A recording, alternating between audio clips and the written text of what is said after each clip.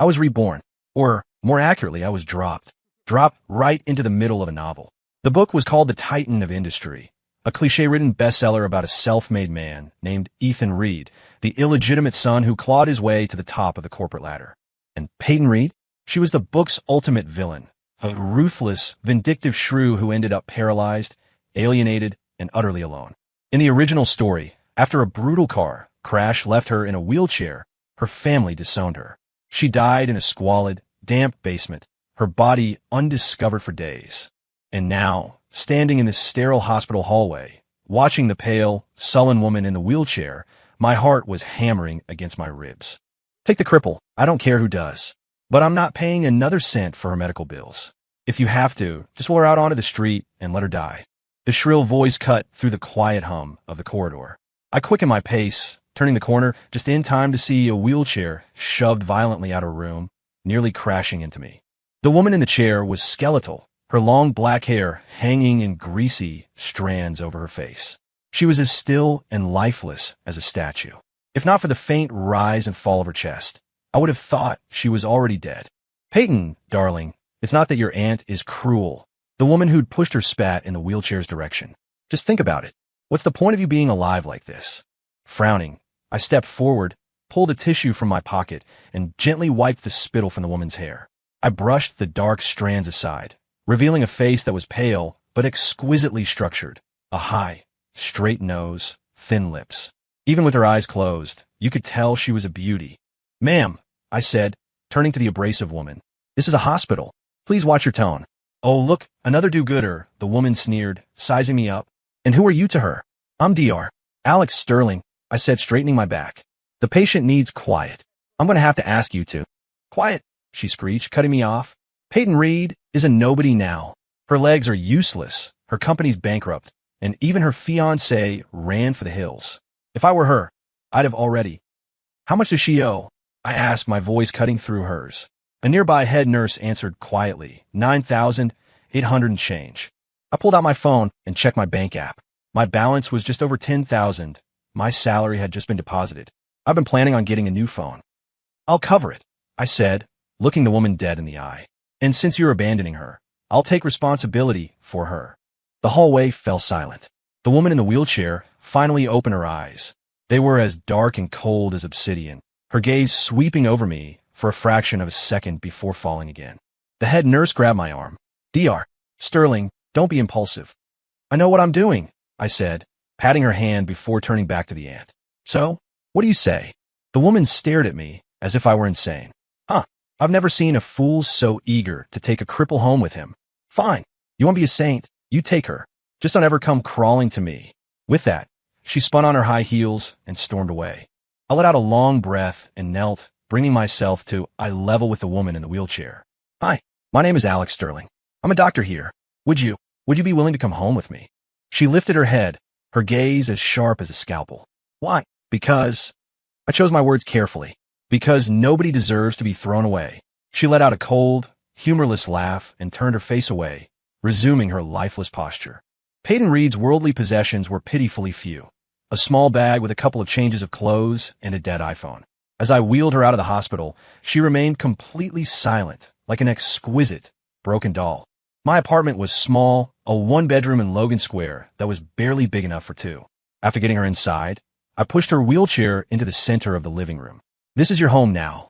She scanned the cramped space, a corner of her mouth twitching into a sarcastic smile.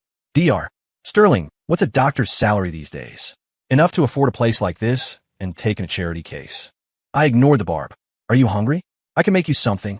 Not hungry, she replied curtly, turning her wheelchair to face the window, presenting me with a cold, indifferent back. I shrugged and went to the kitchen, where I heated up 2 bowls of tomato soup. When I brought them out, she was still in the same position, unmoving. Eat something, I said, placing a bowl on the small coffee table beside her. It's a classic. She finally turned, her gaze falling first on the soup, then shifting to my face. Alex, what is it you really want? I broke a couple of crackers in half. A clear conscience. Pathetic, she scoffed, but she reached out and took the bowl. We ate in silence, the only sound in the apartment the soft clinking of our spoons. Halfway through, she abruptly put her bowl down. It's terrible, I smiled. You still ate half of it. Her face tightened, and she turned away. It was too salty. Bedtime presented a new challenge. I only had one bed, and Peyton adamantly refused to let me help her change. I can do it myself, she hissed, her knuckles white as she gripped the armrests of her chair.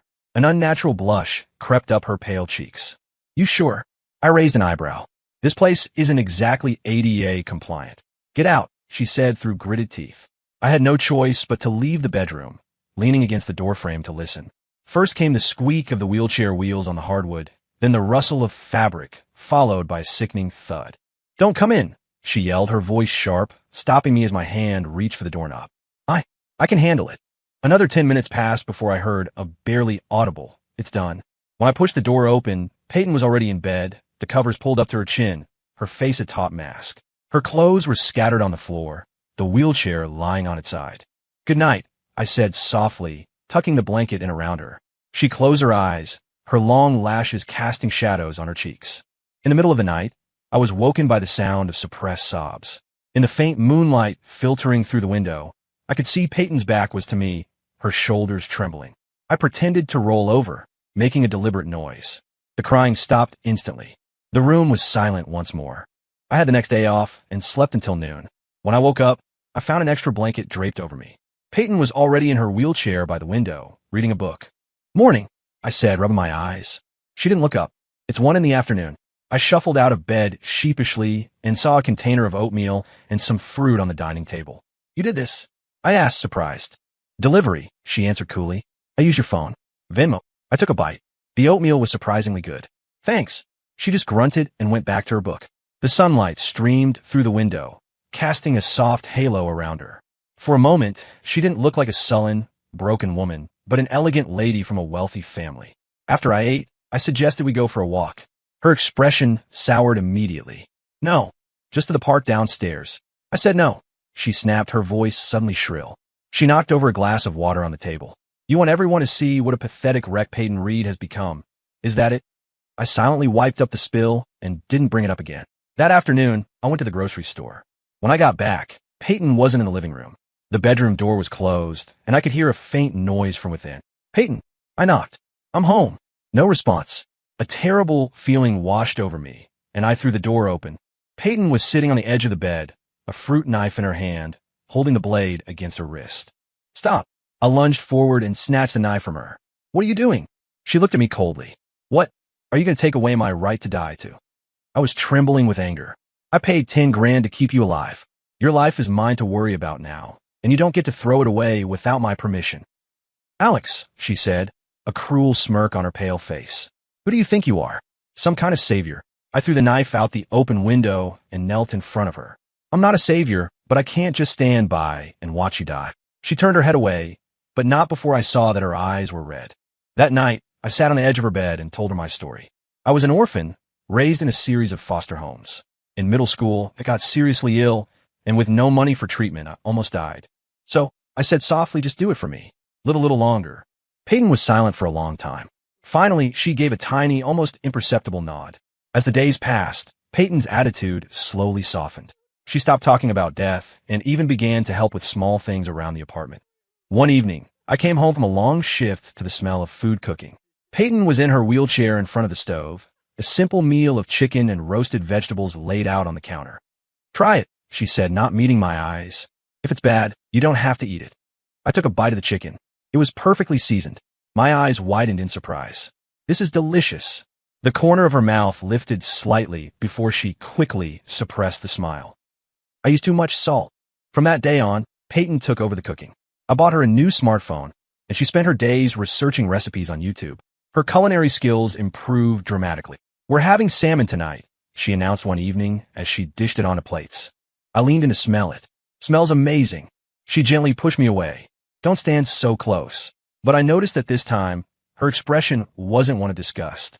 On my weekends off, I'd take her to a nearby park. At first, she resisted fiercely, hiding her face behind a large scarf and sunglasses. But gradually, she became less tense. On sunny days, she would even be the one to suggest we go out. Alex, she asked me one day, why are you so good to me? I was massaging her atrophied leg muscles at the time and looked up. Am I?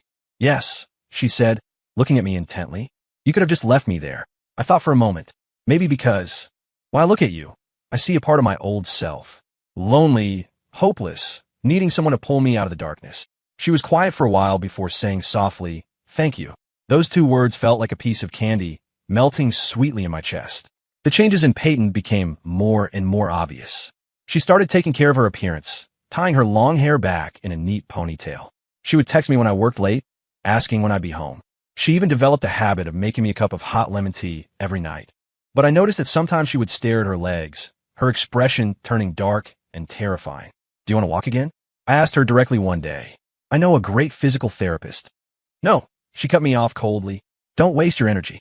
I dropped the subject, but I secretly contacted the therapist and made an appointment for the following month. The crisis came on a rainy night. I was working late, and a torrential downpour had started outside. My colleague, Dr. Evans, offered to give me a ride home. "Thanks so much," I said, sinking in the passenger seat. "You saved me from looking like a drowned rat." Dr. Evans laughed. "It's no problem, Alex. We're colleagues." When we got to my building, I invited her up for a cup of tea to get out of the rain. The moment I opened the door, I saw Peyton waiting, her face a thundercloud. "Who is she?" she asked, her voice like ice, her eyes sharp as daggers. Dr. Evans extended her hand awkwardly. I wasn't asking you." Peyton snapped, her glare shifting to me. "Alex, explain." I was completely baffled. "This is my colleague, Sarah. She gave me a ride home because of the storm." Peyton let out a bitter laugh, spun her wheelchair around, and disappeared into the bedroom, slamming the door behind her. After I saw Dr. Evans out, I pushed open the bedroom door. Peyton was sitting by the window, her back to me, her shoulders trembling slightly. "Peyton," I called softly. She whipped around, and I was shocked to see tear tracks on her face. "Alex," she said, her voice hoarse. "Are you disgusted with me? With this chair?" It finally clicked. My heart ached for her. "What? Don't be ridiculous." "Then why?" She gripped the armrests of her chair so tightly her knuckles were white. "Why did you let her bring you home? I can't pick you up. I can't even bring you an umbrella." I knelt down and took her hand. "I don't care about any of that." "But I do," she practically screamed. "I hate myself like this. I wish I could just lock you in here. Make it so you could only ever depend on me." Her words made my heart skip a beat. In the moonlight, her pale face was flushed with a feverish intensity, her eyes obsessive and wild. In that moment, I saw the real Peyton. Not the quiet woman who cooked my meals, but the obsessive, tormented villain from a novel. "Peyton," I said softly, "I like you. The person, not your legs." She froze, fresh tears rolling silently down her cheeks. I leaned in and pressed a gentle kiss to her lips. "Do you understand now?" Her eyes widened.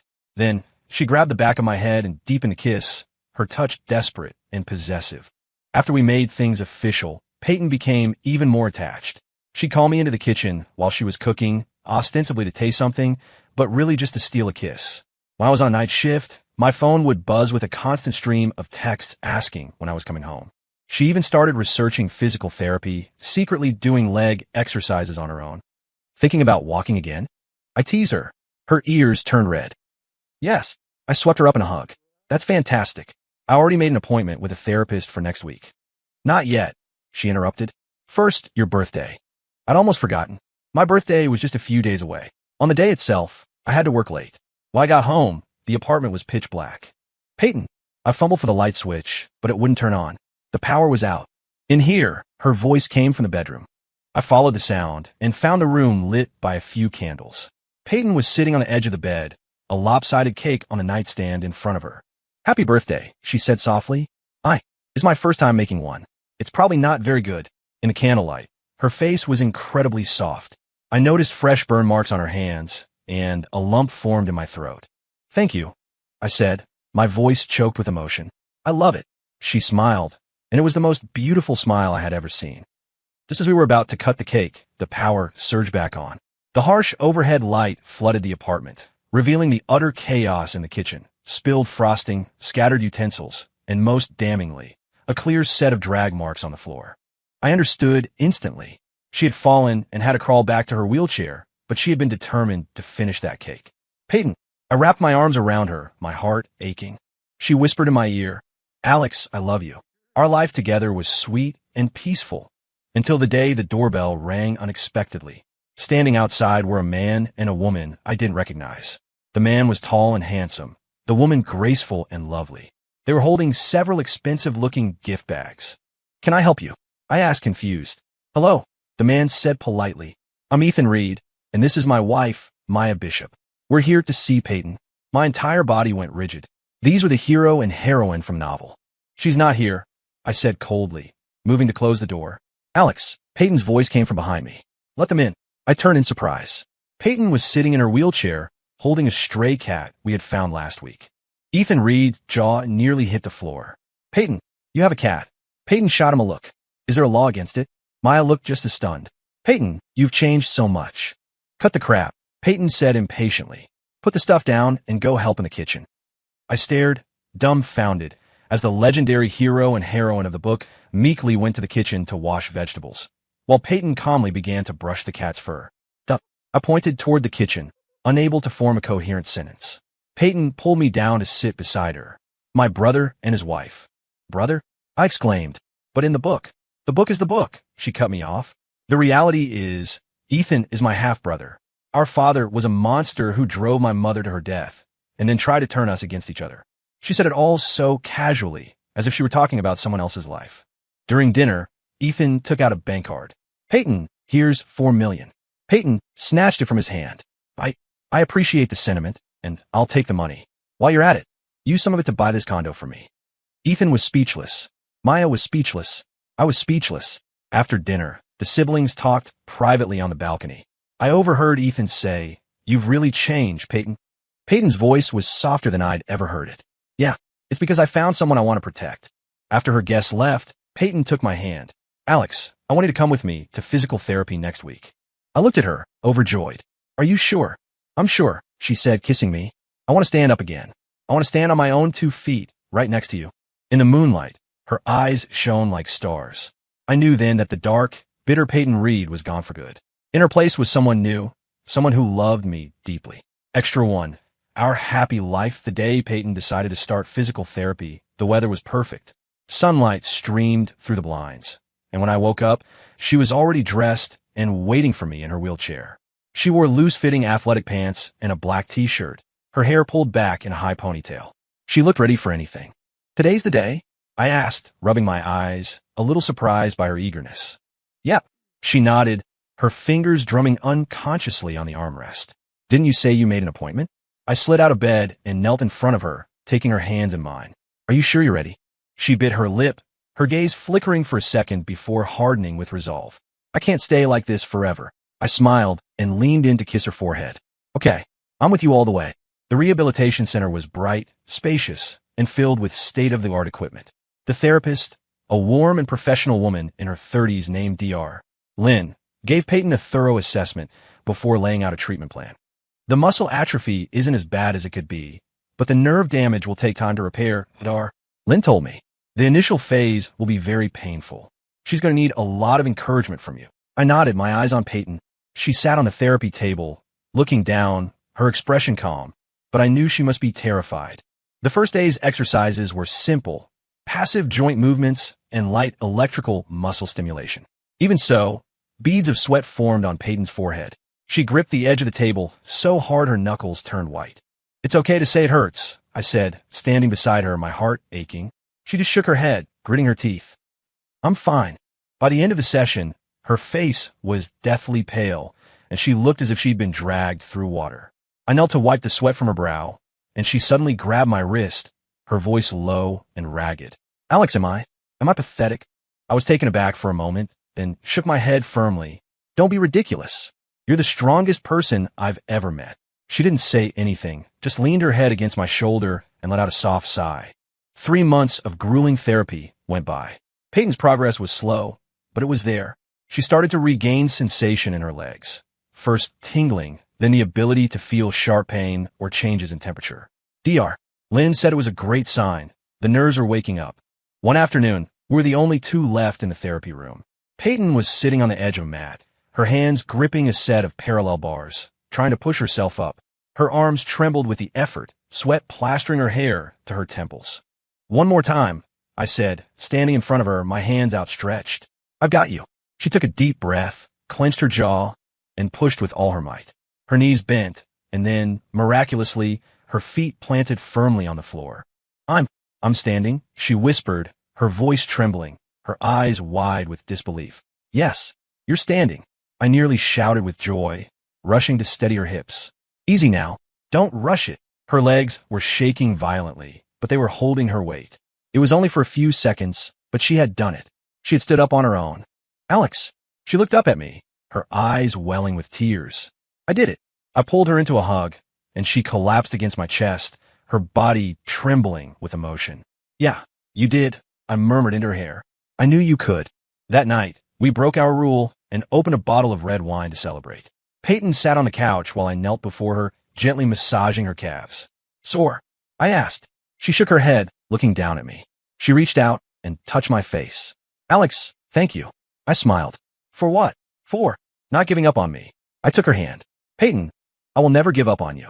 She didn't answer, just leaned down and kissed me. Peyton's recovery continued to improve.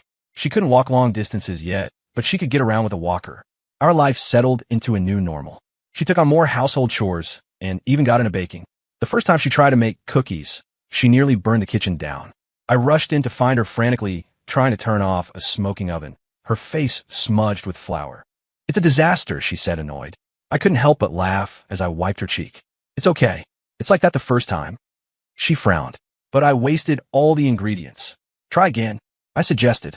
She nodded, and after another afternoon of effort, she produced a tray of cookies that were, at least, edible. They were misshapen, but they tasted pretty good. Success, she said, a rare, childlike grin lighting up her face. I took one and tasted it, teasing her. Barely passing. She glared at me. Then don't eat them. I laughed and leaned in to kiss her.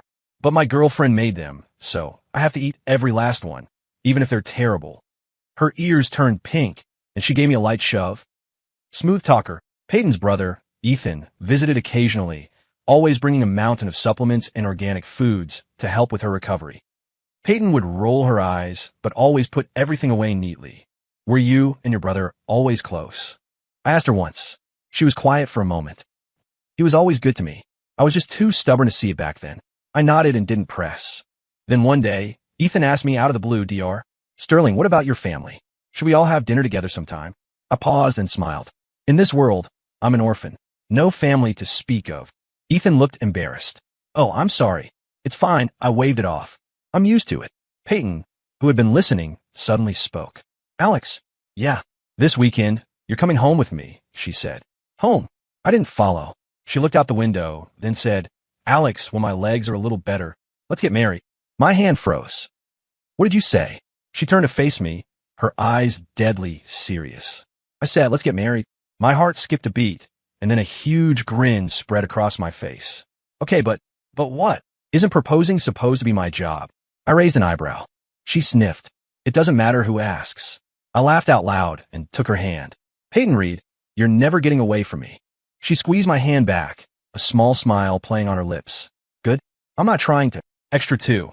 The downfall of Laura Reed. Peyton's legs were getting stronger every day. She could now walk short distances with a cane. That afternoon, I went with her to a medical supply store to pick out a more advanced leg brace. She tried on a few before settling on a lightweight carbon fiber model. This one has good support, and it's not too heavy, I said, adjusting the straps for her. What does it feel? She took a few experimental steps and nodded. It's okay. Just then, a sharp, nasal voice cut through the air behind us. Well, if it isn't Peyton Reed. We both turned. A middle-aged woman draped in an ostentatious fur coat and caked in makeup stood a few feet away, clutching several luxury shopping bags. Her eyes, filled with contempt, raked over Peyton from head to toe. Peyton's body went rigid. Her fingers tightened on her cane until her knuckles were white. I recognized her immediately. It was Peyton's aunt, Laura Reed, the same woman who had humiliated her at the hospital, who had tossed her aside like trash. What? They let cripples go shopping now, Laura said, sauntering closer on her stilettos, a cruel smirk on her red lips. Looks like you found yourself a nice little caretaker. She shot a suggestive look at me. Young man, it must be exhausting, waiting on an invalid. A hot flash of anger shot through me. I was about to say something, but Peyton beat me to it, her voice dangerously low. Laura, you might want to clean up that filthy mouth of yours. Laura clutched her chest in mock horror. Oh my, still got some fire in you, do you? I guess having someone to lean on has made you brave. She stepped closer, her voice dropping to a malicious whisper.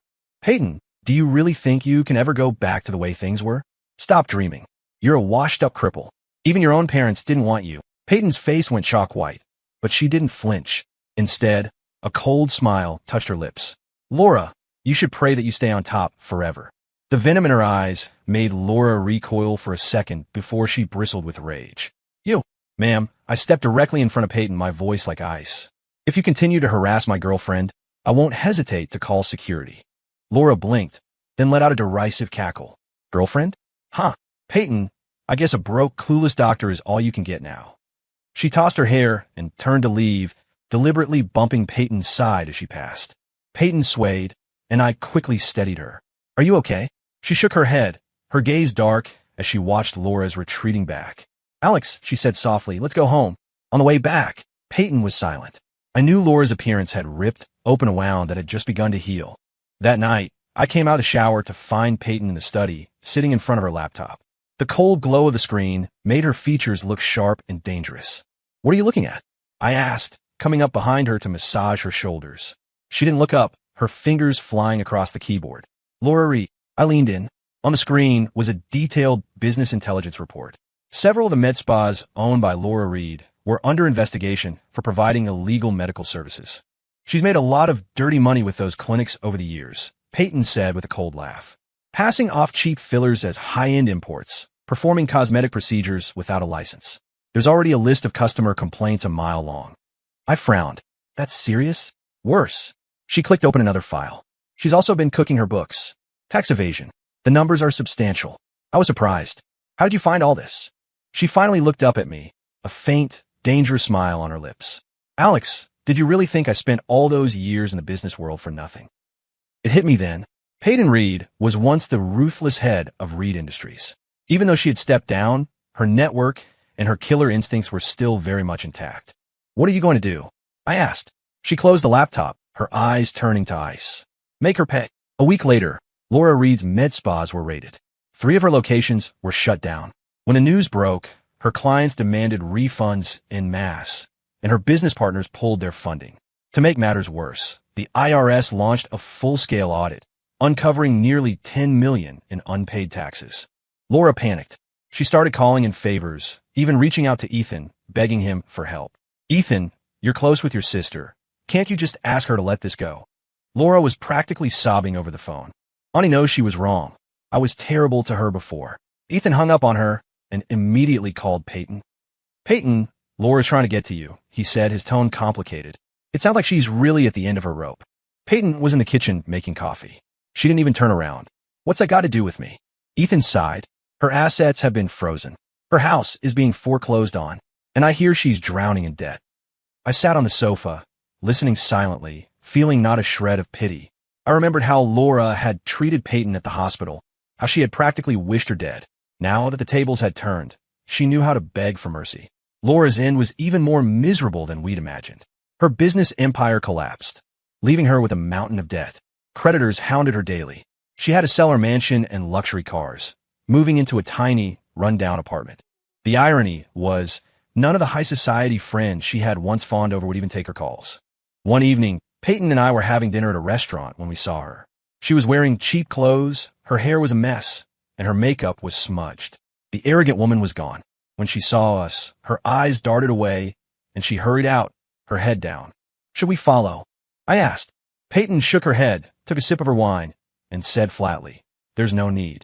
Her expression was calm. There was no joy of revenge, no pity. It was as if she were looking at a complete stranger. I knew that Laura Reed no longer mattered. On the way home, Peyton said suddenly, Alex, I'm thinking about taking back some of my responsibilities at Reed Industries. I was surprised. Your leg. It won't be an issue.